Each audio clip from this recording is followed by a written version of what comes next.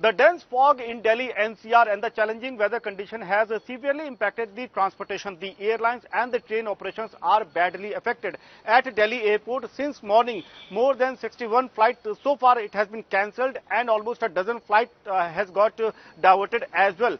Another data shows that more than 100 flights got delayed, because of which now the airport operator as well as the airlines, they are issuing advisory to the passengers that they need to check the flight status before they reach to the airport. Not just the airlines, even the train operations are badly affected. At New Delhi railway stations, more than 50 trains so far it has got delayed. There are a couple of trains which are running late by few hours. So it can be easily imagined that how the passengers are facing the difficulty. In the entire Delhi NCR region, there are more than 120 trains which are running late. As of now, it is just the start of winter season. We have seen the first spell of fog which has impacted the flight operations. If we see the magnitude, Indigo has reported that more than 100 flights are cancelled across the country because of the dense fog and the bad weather conditions.